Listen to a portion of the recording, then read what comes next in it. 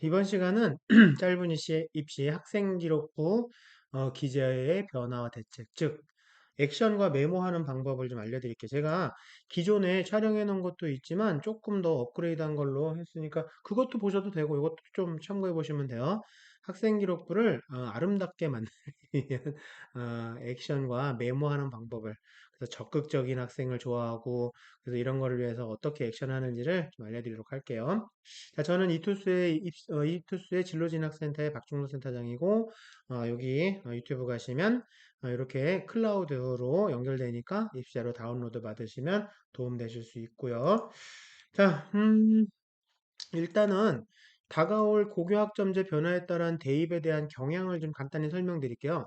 교과 전형이 순수하게 내신으로만 평가하는 교과 전형이 자꾸 좀 내신을 많이 보는 학종화돼 가는 것 같더라고요. 그래서 점점 서류를 좀 같이 보는 거죠. 그래서 학생기록부에 기재사항을 좀 보면서 뭐 개략적으로 2028에 대해서 우리가 자세히 알 필요는 없지만 개략적으로 좀 보면 우리는 지금까지 9등급제인데 그 친구들서부터는 5등급제로 바뀌면 1등급이 4%인데 그 친구들은 1등급이 10%란 말이지. 그러면 지금의 1등급과 그 친구들의 1등급은 아무래도 다르겠죠. 그렇죠? 대학에서도 1등급이라고 다 1등급인가라는 생각을 할 거란 말이야. 그러니까 내신만 보고서 뽑기는 좀 약간 무리가 있는, 그래서 학생 기록부를 조금 더 보는, 학생 기록부를 좀 더 많이, 그러니까 내신을 좀 더 많이 보는 학종화 된다. 그렇게 알아두시면 될 것 같아요. 그게 바로 학추와 지역 인재. 그래서 교과 성적은 약간 더 예전에 순수한 교과 전형보다는 내신에 좀 여유가 있다. 그리고 이제 메인 전형은 학생부 종합이 되는 거죠. 그래서 비교과 뭘 했는지 학생부 페이지 수보다는 학업 능력과 탐구 능력. 그래서 제가 학업 능력, 학업 역량 중요하다고 계속 말씀을 드렸잖아요. 이런 것들을 평가하는 거고, 진로 탐색에 대한 노력과, 그러니까 꿈이 중간에 바뀌어도 되니까 열심히 한번 탐색해 보는 노력, 그리고 공동체 생활에서의 성실성과 책임감, 이런 것들을 좀 많이 보겠다. 논술도 예전에는 글쓰기나 문맥이나 문장력도 되게 중요했지만 지금은 아무래도 논리력.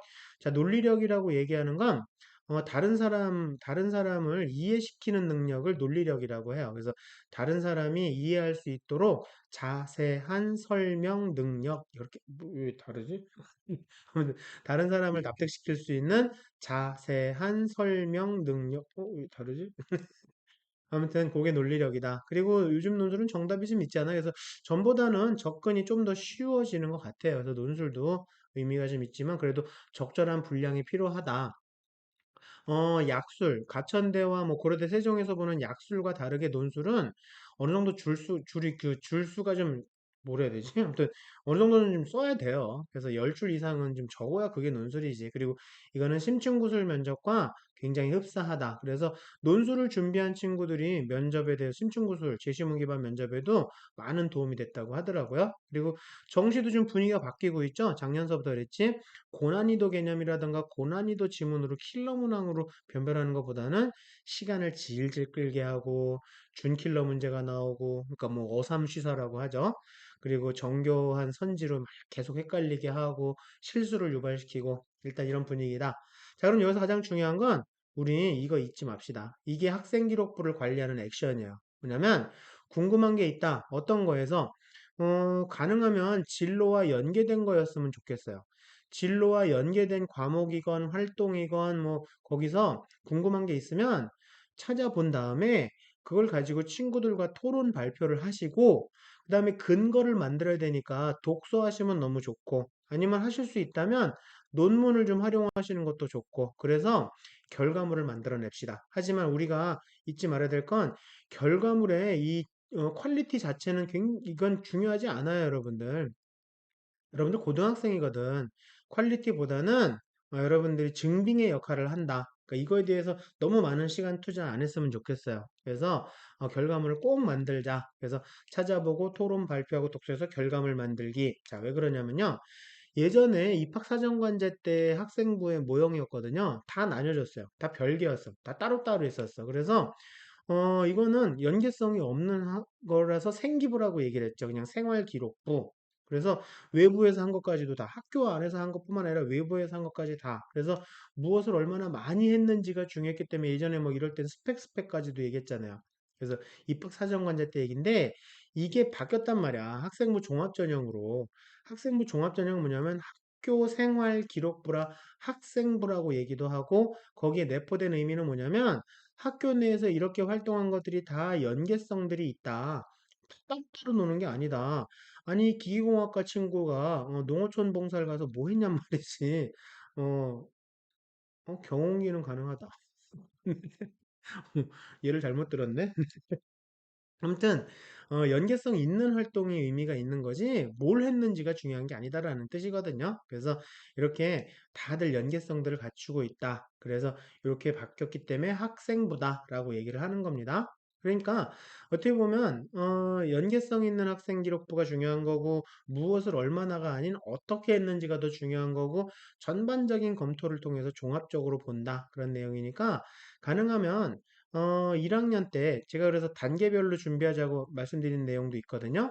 그래서 1학년 때 이것저것 좀 광범위하게 해봤으면 2학년 때는 그거를 조금 더 실행에 옮겨가면서 좀 뭔가를 좀 탐구해 보시고 그리고 이렇게 해본 다음에 3학년 때는 고3 올라가서는 1학년 때나 2학년 때 한 것 중에 초이스 하셔서 좀 뎁스 있게 들어가 보자. 그렇게 참고하시면 돼요. 그래서 그런 사례도 제가 찍어서 올릴 겁니다. 이렇게 해서 연계성을 좀 보여주자. 그런 내용입니다. 그래서 예를 들어 드릴게요.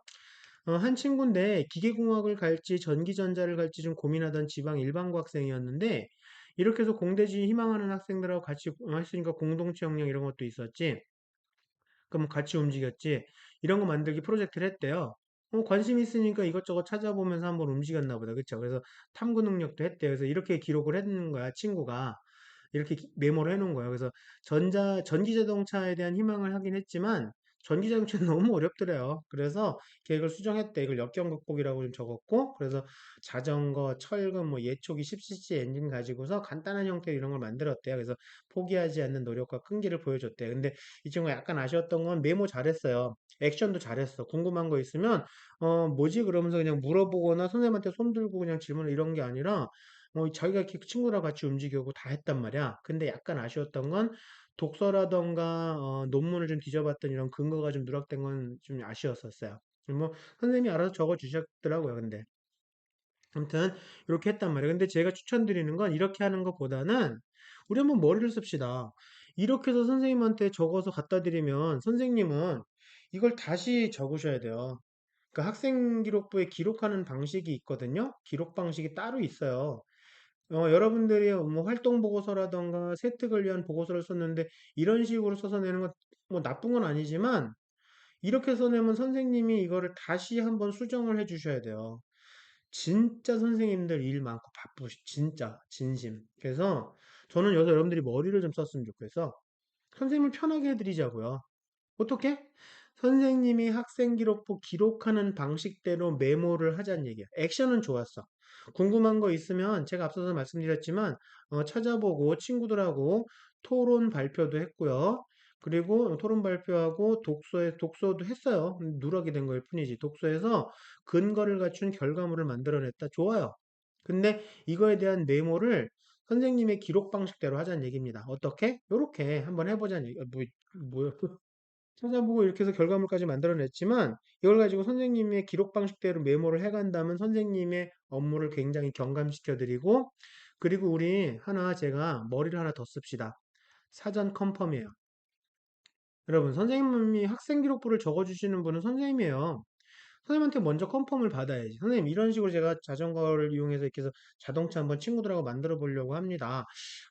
기계공학과에는 도움이 되겠지만 전기전자 쪽엔 큰 도움이 안 될 수도 있다. 그래도 한번 해볼래 하면 오케이, 해보자. 그러면서 컨펌을 받으시면 선생님이 나중에 학생 기록부 적어주실 때도 마찰 없이 잘 적어주시겠지. 아시겠나요? 자, 일단은 여러분들 메모하실 때요. 이런 방식으로 해보세요. 동기, 과정, 결과, 플러스 알파 방식으로 메모하시는 겁니다. 자, 액션은 우리가 학생 기록부 관리를 하는 액션은 찾아보고 토론 발표하고 독서에서 결과물 만들어내는 거고요. 그 거에 대한 메모는 동기, 과정, 결과 플러스 알파 방식으로 하시는 거예요. 왜? 선생님을 좀 더 편하게 해드리기 위해서. 자, 왜 자동차를 제작하게 됐는지 동기를 적어 보시는 거예요. 이렇게 해서 이렇게 했다. 어떻게 했어? 과정을 적는 거예요. 그래서 이렇게 했고 이렇게 했고요. 전기 자동차는 불가능 이렇기 때문에 불가능할 것 같아서 주변에 쉽게 구할 수 있는 걸로 해서 이렇게 했고 이런 걸 찾아보면서 이런 걸 찾아보면서 이런 것도 한번 찾아봤습니다.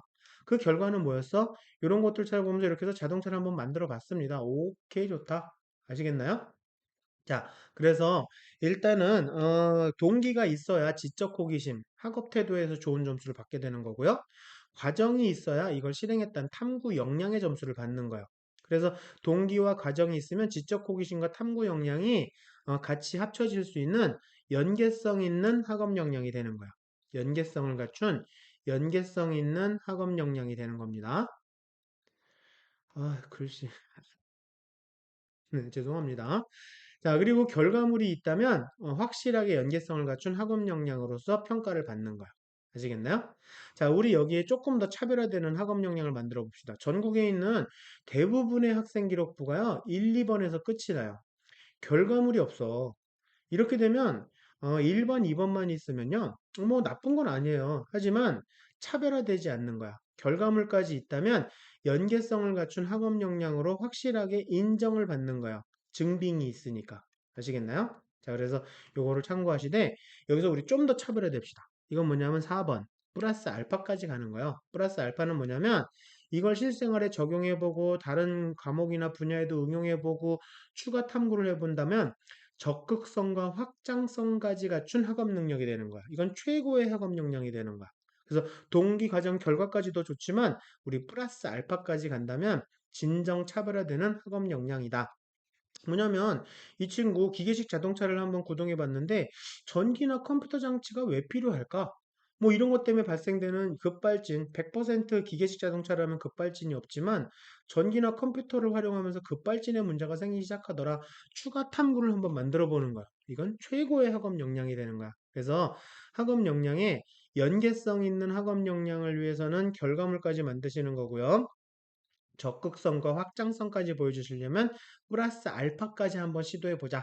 그렇게 한번 참고해 보시면 될 것 같아요. 그래서 제가 오늘은 간단한 사례를 통해서 말씀드렸지만 다른 촬영한 내용에는 사례까지도 나와 있고 추가 다른 내용들도 좀 있으니까 동기과정 결과 플러스 알파라는 그런 영상도 보시면 도움이 좀 많이 되실 것 같아요. 오늘 수고 많으셨습니다. 감사합니다.